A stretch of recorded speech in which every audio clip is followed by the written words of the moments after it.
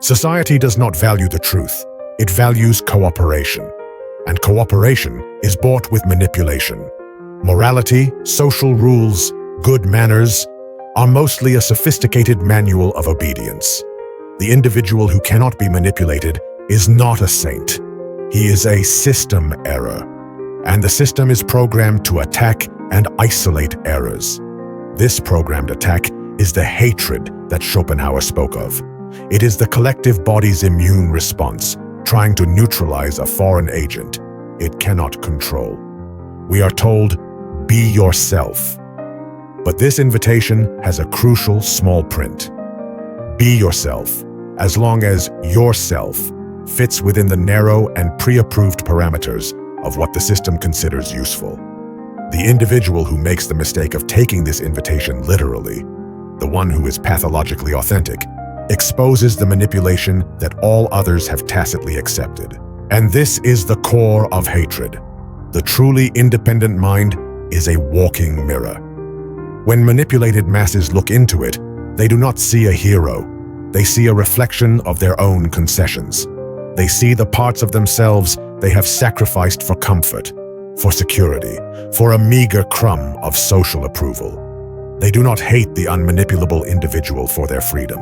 They hate him because his very existence reminds them that they are, in fact, slaves. He is the man in the prison yard who simply stands up and walks through the illusory walls, forcing all other prisoners to face the fact that their chains are, and always have been, a choice. This is not a modern phenomenon. This is the oldest story. It is the foundational conflict of human history, the unchangeable object of individual truth against the unstoppable force of collective control. And the scenarios of this war are many. The first and most public battlefield is the realm of philosophy and the state. Consider the martyr founder of this very idea, Socrates. In Athens, a city proud of its democracy and free thought, Socrates was sentenced to death. His crimes? Corrupting the youth and impiety. But what do these charges really mean? Impiety was the charge brought against a man who refused to blindly accept the gods sanctioned by the state, the mechanisms of social and mental control. And corrupting the youth was the accusation of a terrified elite watching him teach his students how to think, not what to think. He was teaching them to question, to dissect arguments, to find their own truth. Essentially, he was creating more individuals who could not be manipulated. The Athens of that era was dominated by the sophists, the original teachers of dark psychology. They were intellectual mercenaries, charismatic speakers who taught the wealthy children of Athens not to find the truth, but to win debates. They taught the art of manipulation, of making the weakest arguments seem the strongest, and society loved them.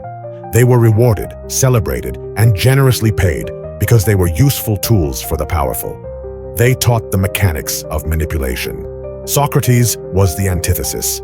He was the anti-manipulator.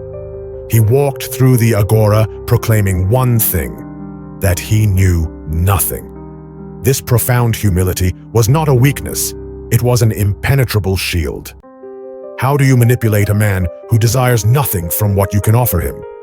He was not seeking money, power, or social status. He could not be bribed, flattered, or threatened. He simply followed his demon, his inner voice of truth, and systematically exposed the ignorance of the most powerful men in the state. He did not do it to harm them. He did it to find the truth. But for a system built on fragile egos and useful fictions, the man who calmly dissects your fundamental beliefs is not a philosopher. He is an existential threat. In his trial, they offered him an escape. He could have apologized, begged, accepted a kind exile. He refused. He refused to be manipulated, even by the threat of his own death. Calmly, he gave a lesson to his accusers, analyzed their faulty logic, and suggested that his punishment should be free meals for life as a benefactor of the city. This was the final and unforgivable act of an unmanipulable man. He treated his ultimate weapon, death, as just another faulty argument. And so, the system, having exhausted every tool of control, resorted to the only one left: elimination. The city of Athens did not kill Socrates for being wrong. They killed him because he could not be controlled. They hated him because he was free.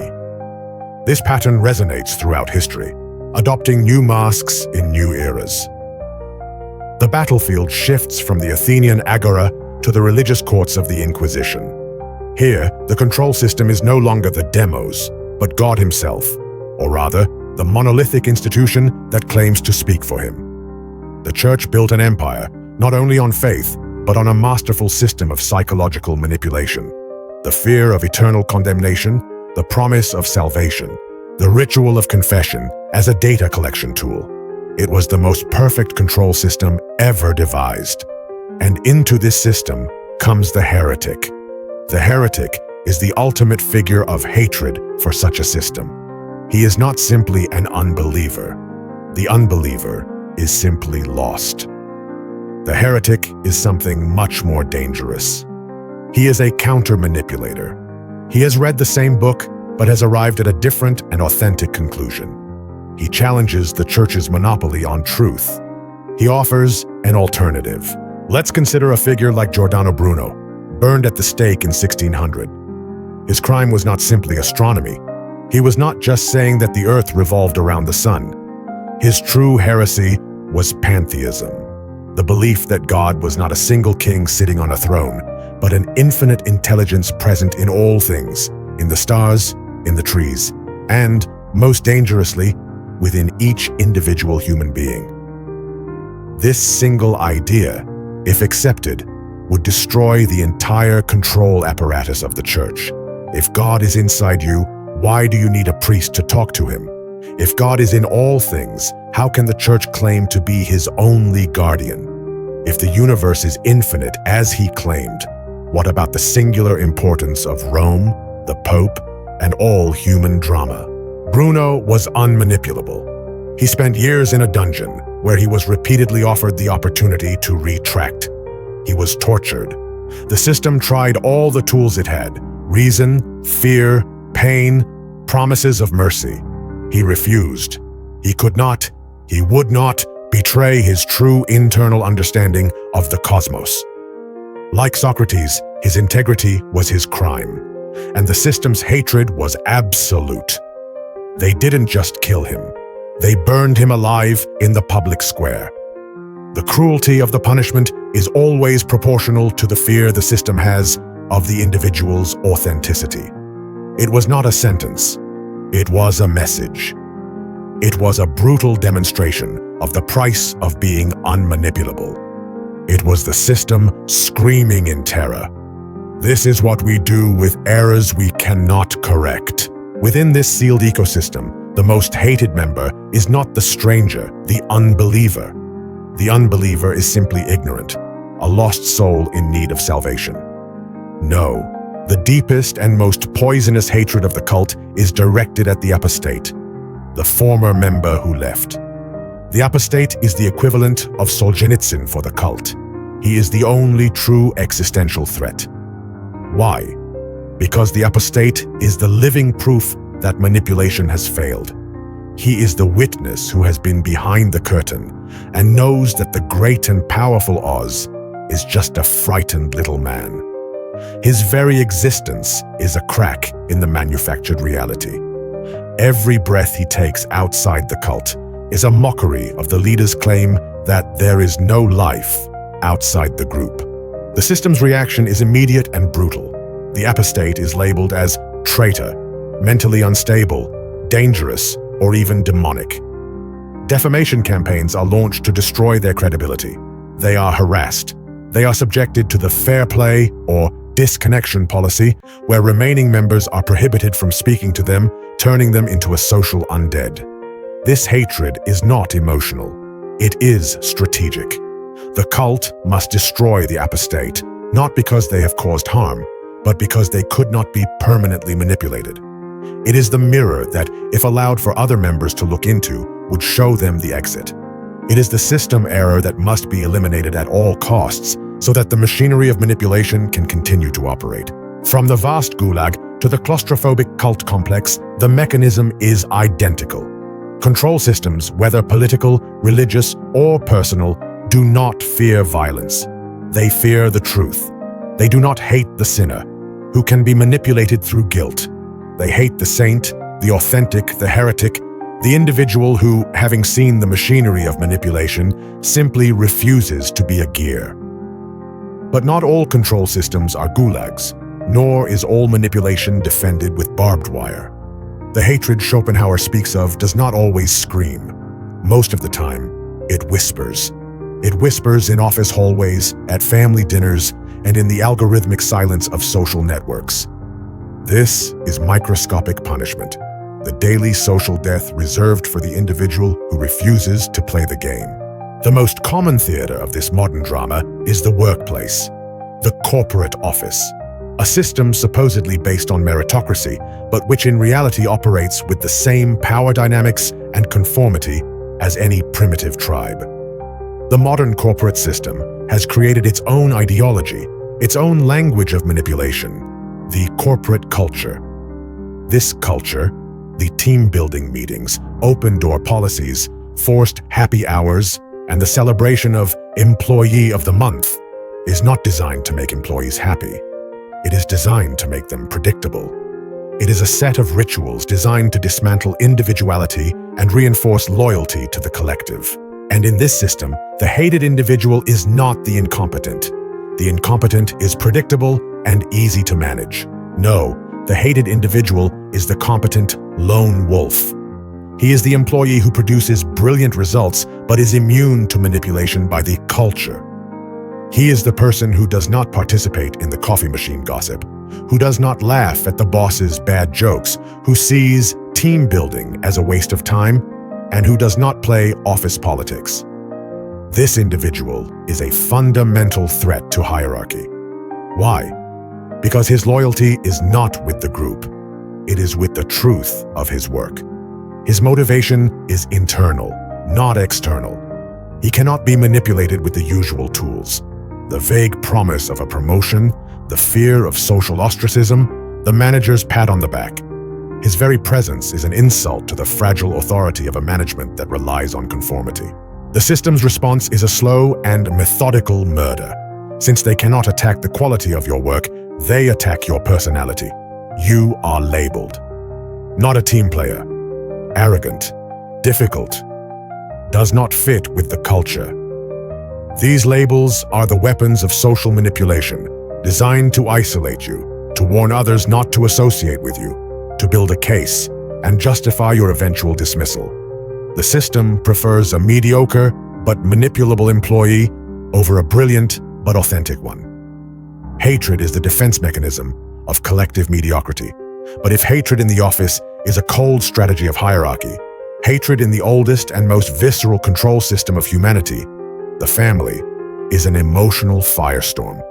Here, the manipulation weapon is not salary, it is love. And the social lubricant is not company culture, it is guilt. Each family is a small cult, with its own mythology, its own unspoken rules, and its own sacred secrets. It is a script passed down from generation to generation. In this family, we are all lawyers. We never talk about what grandfather did. Family loyalty is above individual truth. And within this system, the immanipulable individual is known as the black sheep.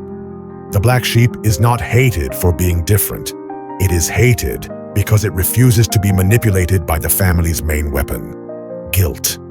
It is the family member who rejects the script, the one who does not pursue the family career, who marries someone inappropriate or worse, the one who dares to point out the normalized dysfunction, hypocrisy, the silent abuse that everyone else has agreed to ignore. He is the son who tells his mother, "You can't use guilt to make me do this." She is the daughter who tells her father, "What you did was wrong, and I won't pretend it didn't happen." These simple statements of truth are acts of war. The response of the family system is to unite against the threat. The black sheep is labeled selfish, ungrateful, unstable, the one who always causes trouble. The other family members reaffirm their loyalty to the system by attacking the heretic. It is a form of emotional disconnection, identical to that of a cult. They do not hate him for his choices. They hate him because his authenticity is a mirror reflecting their cowardice and conformity. Their freedom is a judgment on those who chose to remain in the cage. And if the family is the oldest manipulation system, the newest is the most vast and efficient. The digital hive, the society of social networks. Here, manipulation is the business model. The system is not a hierarchy of people. It is an architecture of algorithms designed for a single purpose: reaction. The digital world is a perpetual machine of indignation, built on polarization. The algorithm demands that you be manipulated. It demands that you choose a side. It demands that you hate the other. Your anger, your clicks, your likes, your hate-filled comments, that is the cooperation that the system values. It is the fuel that makes it run. In this system, the unmanipulable individual is the one who refuses to react. It is the person who, in the face of a fiery headline, applies nuance. The one who reads a cancellation story and instead of joining the mob with torches asks, "What is the context?" Or worse, decides that it is none of their business. This individual is infuriating to the manipulated masses. In a black and white tribal world, the person who sees shades of gray is a traitor to both sides. The system attacks him. If you're not with us, you're against us. Your silence is violence. You're a coward. You're an accomplice. The hatred from both ends of the spectrum is directed toward the center, toward the individual who refuses to be manipulated by collective anger. Authentic indifference is the act of supreme power in the digital age. It is the final proof that you cannot be controlled. And for that reason, the algorithmic hive and its manipulated users must sting you to social death. The system hates error. So we see them. The philosopher in the agora, the heretic at the stake, the dissident in the gulag, the apostate fleeing the cult. We see the brilliant employee isolated in the office and the black sheep banished from the family table. We see the nuanced individual being crucified by the digital mob.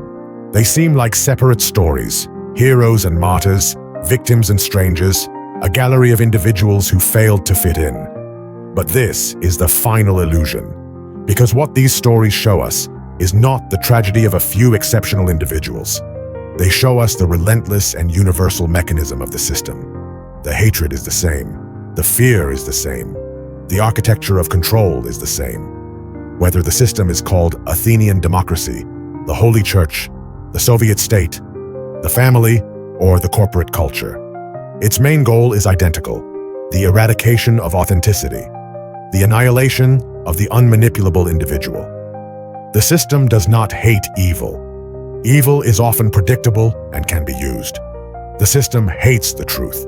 It hates integrity. It hates internal sovereignty. It hates anything it cannot control, buy, or corrupt. And this is the most uncomfortable revelation of Schopenhauer's quote. We are fascinated because secretly we all wish to be that individual. We applaud Socrates, admire Solzhenitsyn. We see ourselves as the black sheep, as the lone wolf. But the truth, the darkest truth of all, is that most of the time we are not the individual. We are society. We are the ones who laugh at the boss's joke. We are the ones who participate in gossip against the difficult coworker. We are the ones who remain silent at the family dinner when the black sheep is attacked. We are the ones who feel that small, dirty wave of schadenfreude when a public figure is cancelled. We are the ones who demand conformity because the other's authenticity reminds us of ours, the one we sacrifice for security, acceptance, and comfort. The real question Schopenhauer raises is not whether you would be hated by society. The real question is, how many times have you been the one who hates in its name? Which parts of yourself have you murdered, sanded down, and silenced today? simply to prevent society from hating you.